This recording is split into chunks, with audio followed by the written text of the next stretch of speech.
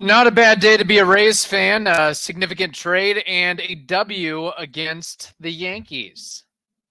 I can't remember the last time I had this big of a smile while recording, so I'm going to enjoy this episode, and I hope you do too, and we will tell you why you should be enjoying it right now. You are Locked On Rays, your daily Tampa Bay Rays podcast, part of the Locked On Podcast Network, your team every day. Hello, my name is Kevin Weiss. I'm Ulises Sambrano. And we're the host of the Locked On Rays podcast, part of the Locked On Podcast Network. Thank you for making us your very first listen every day. Be sure to check out and subscribe to our YouTube channel at Locked On Rays. You can also follow us on the social medias at Locked On Rays and email us anytime. We've already received a mailbag question recently. LockedOnRays@gmail.com. All right, let's get right into it. The Tampa Bay Rays have made a move, a notable, significant move, acquiring that starting pitcher that can give you length in Aaron Civale. All it took was somebody named Kyle Manzardo, the old 1-for-1.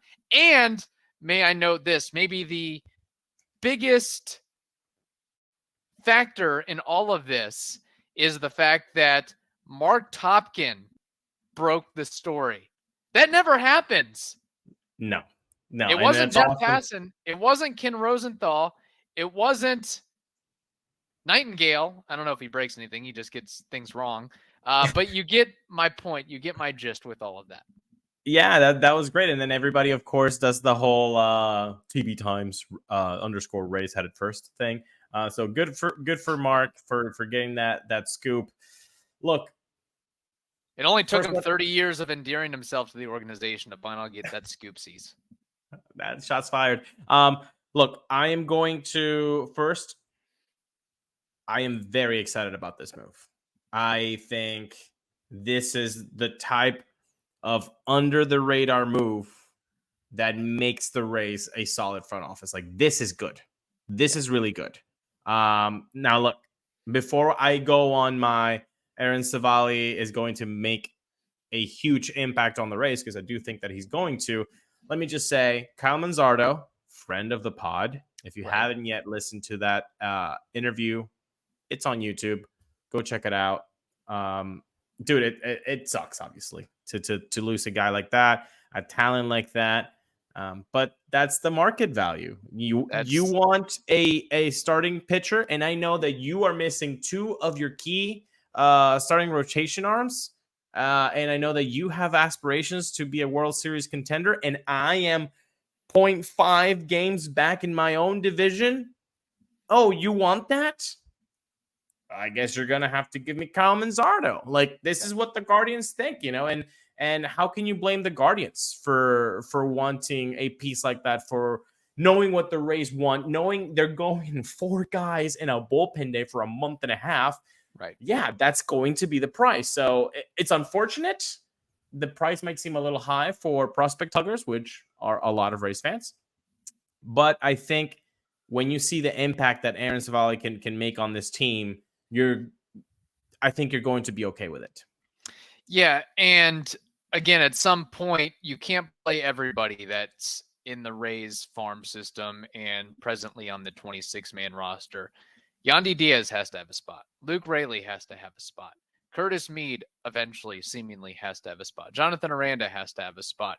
At some point, you got to part ways with somebody. And Kyle Manzardo is a big ask, a tall ask for sure. But I think the Rays were comfortable in knowing that we have enough guys that can do what he can do to be okay with it. So, would we have rather traded Jonathan Aranda for Aaron Civale? Sure. But the Cleveland Indians or the Guardians weren't going to make that deal.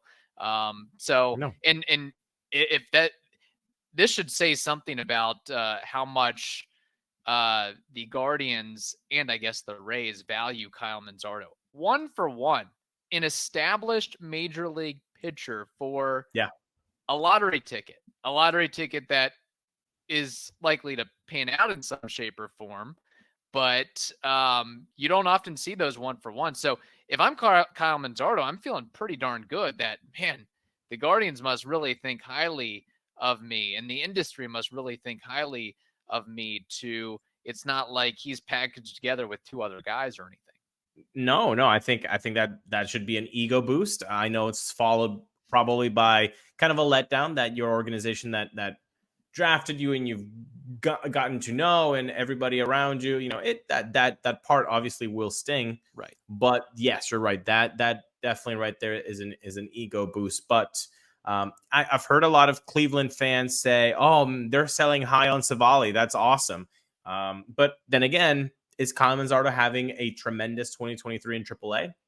Not necessarily. I don't think he is. So do the Rays maybe know or have seen something that they don't like about Kyle facing AAA pitchers that they're kind of trepidatious about? So maybe are both teams selling high? You could go any way about this, but I think it's just a good deal for both sides, quite frankly. These are 2 very smart, top of the line organizations that work and think in very similar ways. So, and I get not to go on a Aaron Civale tangent here, but you hear the name Aaron Civale and you say, okay, sure, I guess, whatever. But that's just the thing about the Rays and the Guardians. Everybody on these respective rosters are underrated and undervalued, seemingly. Jose Ramirez is underrated. Shane Bieber is underrated. Yes. I mean, anybody that comes to the Guardians and Rays seemingly is going to be underrated in some shape or form. But when you peek behind the curtain a little bit, you see what the Rays are trying to do and what Aaron Civale is and could become in a Rays uniform. I will say, Kyle Manzardo already being at AAA, they do have Naylor there, and they have they get Josh Bell, so it seems odd, but whatever. Like, he can play the outfield, maybe a corner outfield spot, whatever. If your bat plays, you should be able to get a spot in the roster. Jonathan Aranda is laughing at that statement, obviously, right now. And Jonathan Aranda, very well, by 6 p.m. on Tuesday, he could no longer be in the Rays organization for all we know. I mean, again, the Rays, we talked about this last week. The number of position players that are on their top prospects list. I mean, you got to part ways with at least 1, maybe 2, maybe 3, maybe 4. And 1 is off the board. One is off the board, and it was a big one. So if you're a prospect hugger and you're like, man, I didn't want to give out Manzardo, especially for some guy that I don't know, what the heck is this? So let me just, I went down the rabbit hole, Kevin. I did. And so I found some stuff on Civale. I understand when you look at the K rate, it has gone down. You can see a definite difference between last year and this year on the K rate. But I'm looking at that as a positive. And I will tell you why it's a positive that the K rate has gone down. This should not be scary to Rays fans. I think it actually means that he's learning how to be a pitcher. He's maturing. His hard hit rate from last year to this year has improved a ton, from the 28th percentile to the 74th percentile. So you're switching strikeouts for soft contact, and you're missing barrels, because on the barrel percentage, he went from the 44th percentile to the 87th percentile. So he's missing barrels. He is getting soft contact. And then when you look at the traffic on the bases, his whip is pristine, 1.04, which actually it's tying a career high for Civale. So that all speaks to me as a guy who knows how to pitch and is just not throwing. I know the fastball is not going to be intimidating in 2023 when it's sitting at 92, 93 miles an hour, whatever. Okay, fine. But you know what he gives you? He gives you length, really good length. If you look at his 13 starts in 2023, 10 of his has gone longer than 5 innings. So this is not just a 5 and dive guy. Like, he is going to provide innings. In fact, 2 starts ago, he went 8 deep innings, man. No Rays pitcher has done that this year. So now you've been struggling with 4 guys trying to makeshift or rotation with a bullpen day. Now you don't have to do that. With apparently the revelation of Adam Littell, who could be a 5-and-dive guy, and then you put Civale next to him. Not next to him as in like going after, but on the rotation. I like this move. I really like the Civale move. And I think the fan base should like this move. And I think maybe more importantly, or as importantly, the clubhouse likes the move. It shows them, it proves to them that this front office trusts what they're doing, that a move like Civale it's just a booster in the clubhouse. And it's something that I think can bring good vibes over the next couple months of the season. We have more to discuss, but first we have to tell you about Game Time. Game Time is the place for last-minute ticket deals. Forget planning months in advance. Game Time has deals on tickets right up to the day of the event. Get exclusive flash deals on tickets for football, basketball, baseball, concerts, comedy, theater, and so much more. The Game Time guarantee means you'll always get the best price. If you find tickets in the same section and row for less, Game Time will credit you 110% of the difference. There's a reason why it is the fastest growing ticketing app in the country. Get images of your seat before you buy so you know exactly what to expect when you arrive. Buy tickets in a matter of seconds, 2 taps, and you are completely set. Then what happens is this. Tickets are sent directly to your phone so you never have to dig through that busy email of yours. So snag the tickets without the stress with Game Time. Download the Game Time app, create an account, and use code LOCKEDONMLB for $20 off your first purchase. Terms apply. Again, create an account and redeem code LOCKEDONMLB, LOCKEDONMLB for $20 off. Download Game Time today. Last-minute ticket deals, lowest price guaranteed. The good thing also about adding Aaron Civale into the fold is I know he does have some injury risk to his name. Heck, every pitcher nowadays does. I mean, there's always going to be something that happens. And I just think the matter and manner of having him to the equation maybe alleviates the pressure off everybody, from the starters to the bullpen to the guys in AAA like Taj Bradley now. But the fact that this isn't a rental, we don't think anyway. No. He is and can be under control for 2 more seasons. And he seems to be finding his prime, finding his footing at 28 years old. So, and I think it's very important because there is uncertainty on the timetables and returns of Drew Rasmussen and Jeffrey Springs. You never know what those guys are question marks. Shane Baz is a question mark. Josh Fleming is a question mark. There's a lot of question marks out there. What happens if Zach Eflin goes down for a spell, or Shane McClanahan goes down for a spell? Not to say that Civale would be able to replicate or be as good as them, but he at least can hold water and hold fort, and just is another added important piece for this team. And something that gets lost in the weeds a little bit is Civale has been on a winning team, winning club. He knows what it means to win. He's been in the playoffs, so he has that to his name, to his moniker. That is something that, as much as we like what Taj Bradley can eventually become, hopefully, that is concerning, of rolling a guy out in the ALDS or ALCS or the World Series, whatever it may be. The biggest thing that we've learned about the Rays way from 2008 and on is putting guys in a position to succeed. That's it. That's how you get the most out of a player. And if they're able to do that, and if the ego allows it, then they can really grow. And this, like, for example, last year, you saw how Taylor Walls was not put in a position to succeed, getting 400 plus at bats at shortstop. He had to. He was just put in that position, and he did not succeed. And now this season, Taj was put in a situation where we know that if Drew Rasmussen was healthy and Jeffrey Springs was healthy, he would have gotten the right AAA growth developmental stage. He didn't get it because he had to be there, just like Terrell Walsh last year at short.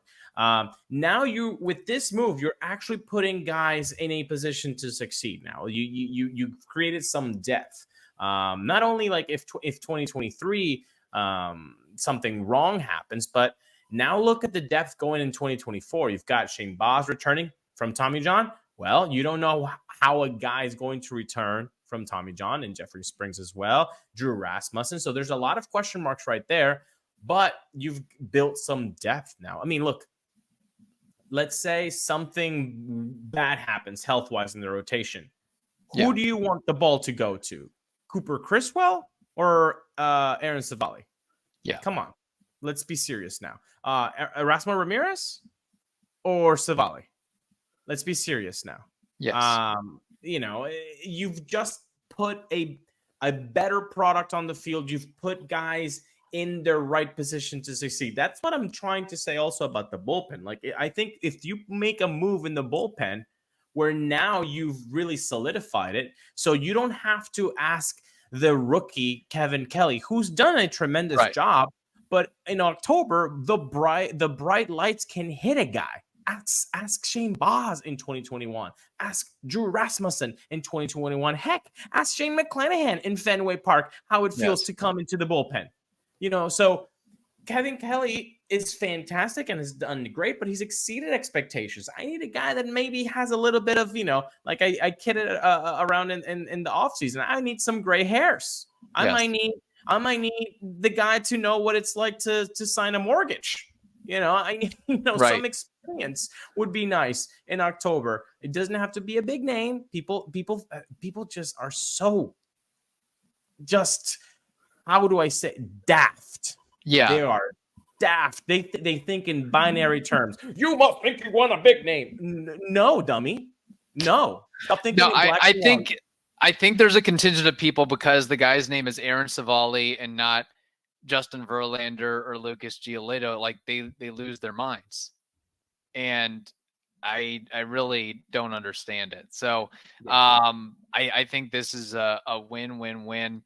Really for both sides. Again, two smart organizations. They know what they're doing here. And Kyle Manzardo wasn't going to help you this season. What was he going to do for you? You call him up. I mean, Well, tell me who goes off, Kevin. You have to make that decision. Kyle Manzardo is going to get playing time. Okay, where? How? And I mean, if we're being frank about it, would you have rather traded Kyle Manzardo to get Aaron Civale or Junior Caminero or Curtis Meade? Yeah, good point. So, good point. Yeah. How would you grade this trade? A, B, C, D, F? I think it's an A-. Yeah. I would put only the minus because I really wanted Kyle Manzardo to get to the show and be a friend of the pod, getting that call up. Really. So it's just, the prospect hugger in me, but you got to let that go. Not every prospect is going to have a tremendous major league career. Didn't we think that Jake Bauers is going to be the next big thing? And now he's basically, a guy that's been in 4 organizations now. Right. It's kind of crazy. So, I'm with you there too. And again, I think that, not to cast dispersions on the Guardians, but I think it is also going to help Civale in a Rays uniform in the sense of being at the Trop and getting to work behind the defense and behind the infield. I think he's only going to benefit from that. And I hope that he's able to stay healthy. I mean, looking at his delivery and his build, it doesn't seem like nothing like sets off alarm bells. It's just things happen over time. So you hope that he's, maybe as he's grown and developed a little bit more, he's found ways and mechanisms to better take care of his body, whether it's nutrition, stretching, rest, whatever it may be. I mean, he's been pretty darn consistent and productive this season, so maybe he has turned a corner. Consistent. I think I really like that word for Civale. And last thing before we talk about the beautiful thing that happened on Monday evening on the game, no splits. no heavy splits on Civale. Like, he has a 1.06 whip against lefties, 1.03 against righties. He's allowed 3 home runs against lefties. He's allowed 2 home runs against righties. And it's basically the same amount of batters faced, 148 against lefties, 158 against righties. So this is a guy that he's a pitcher, man. Like, he's an actual pitcher. I'm really psyched about this. It's really easy. The Rays don't have to play games. Just roll them out there. Yes. Every fifth day, give us 5, give us 6, give us 7, and quality that's guy. It. Yeah, Quality guy. And I know that we've received some YouTube comments of, hey, why did the Rays need another starter? You only need really 3 strong guys for the playoffs, but you got to get to the playoffs first, and you don't want to wear out everybody else, i.e. the bullpen, in trying to get to the playoffs. So you have to have some backdrop and some help. And you said it. And you said it 4 minutes ago. What if something happens to Eflin? What if something happens to Glasnow? You need more than 3 guys and to not only get there, but what ifs? What ifs are a very real possibility, especially in sports. And hopefully nothing happens to Glasnow, because if he continues to deal like he dealt against the Yankees at Yankee Stadium, the Rays are in for hopefully a windfall down the stretch of the season and into the playoffs. He had everything working. Vintage Glasnow. This is now his 3rd straight start of at least 7 innings pitched. That is beautiful and wonderful. And of course, the line is something to be desired as well. And bonus, the Rays got some run support thanks to 4 dingers, believe it or not. I guess, we can complain. I guess we can't complain about solo home runs or not doing damage with runners in scoring position if the team hits 4 home runs in a night. I guess that takes care of it, basically. Exactly. Oh, you don't like solo shots? Well, here's 4 for you. Then here's 4. Okay, give me that. I like that. Like, if you hit 4 homers in a game and Tyler Glasnow's pitching, you should not lose that game. Like, don't tell me anything else about what happened. Don't give me I don't need the game story from Top Gun. It should just be the Rays better have won that game. I don't care. So Brandon Lowe going long, 96 top of the zone. Wander Franco going long, gets a hanger, puts it in the upper deck. I think in the Houston series, he hit a home run from the opposite side. So it's good to see him showing power both ways. Paredes taking a middle fastball, 97 miles an hour, deposited it. Josh Lowe, same thing, middle, 97 mile per hour fastball, depositing it. So good vibes all around, power all around from the Tampa Bay Rays. So, and it's always fun to beat up on the Yankees. Man, the Yankees things are not going right. Wait. Yeah. No, I think they changed. Didn't you hear the big news in New York? They changed their name. It's the New York Aaron Judge. Ah, yes. It's the New York. That's the only guy that is actually. You're not joking, because literally everybody not named Aaron Judge is having a down season, if not a horrific season offensively. Like, below average city between Torres and Rizzo and Volpe and DJ LeMahieu, Stanton, Bader. They're all like replacement level offensively, at least. It's laughable. And these lineups that they have thrown out there, man. I mean, they've got Bauers as a good thing. Like, I mean, love Jake Bauers and everything, but like I said, he's been jumping around organizations for a reason, and they're like glad to have Jake Bauers right now. It's insanity what's happening in the Bronx. Of course, as a Rays fan, we love it. But yeah, no, it's the New York Aaron Judge show. I mean, why? By the way, did you see that? This is not a big tangent. Did you see Matt Chapman getting all up in the face of Schneider, of his manager, the other day?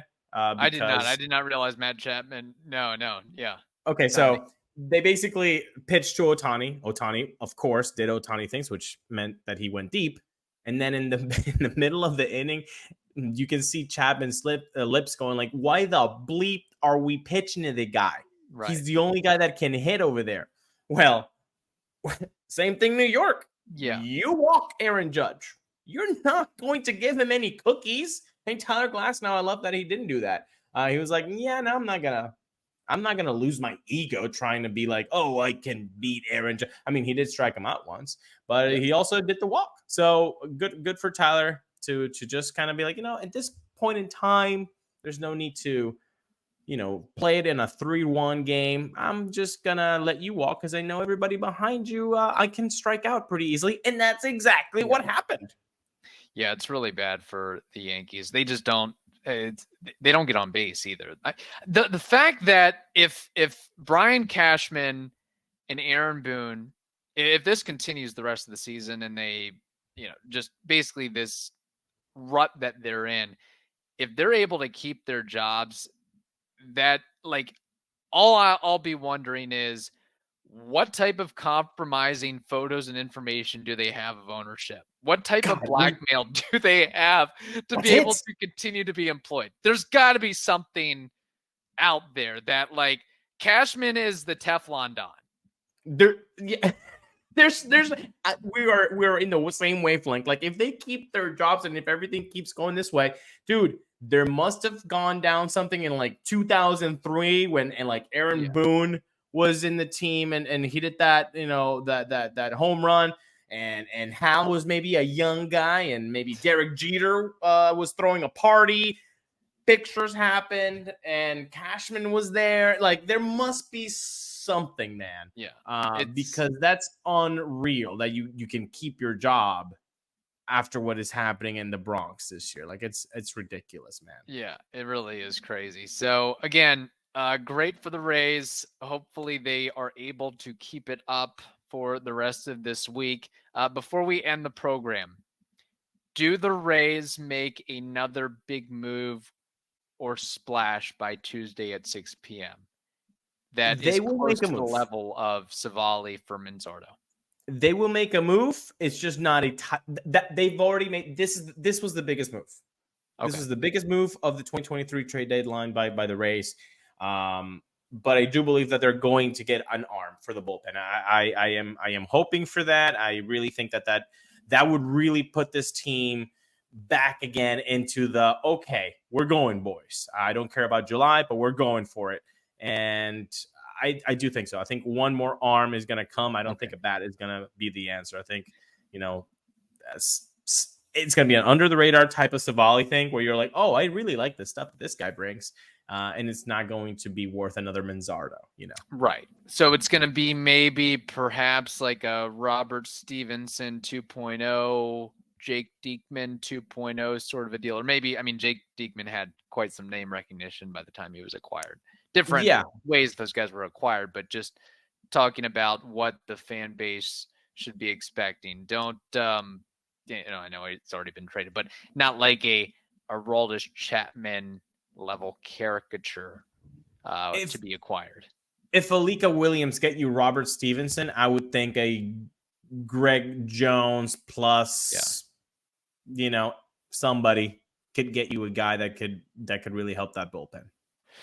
It'll be interesting to see. Keep an eye on it. Rooting for Civale all the way as well. Let's welcome him with open arms. Heck, he might be a Ray through 2025. I don't know. We'll have to. He's not even ARB, man. He's on his last pre-ARB year. So that means that he's going to be 24, 25, 26. So he is he's going to be a free agent after the 2026 season. It's insane. Yeah. This was a really good move. This was a really, really good move. You should be as a Rays fan. If you really like Kyle Manzardo, I'm sorry. I understand that hurts. Yeah. But this is a good move. Trade an area of surplus for an area of need. It worked out in that respect. I don't think Kyle Manzardo is going to be Wander Franco level talented. So I think Kyle Manzardo is going to be very successful, solid, but this is the move that had to be made today if you want to make moves in 2023. Just saying. All right. Hope you all have a wonderful day. Stay safe, and we will talk to you tomorrow.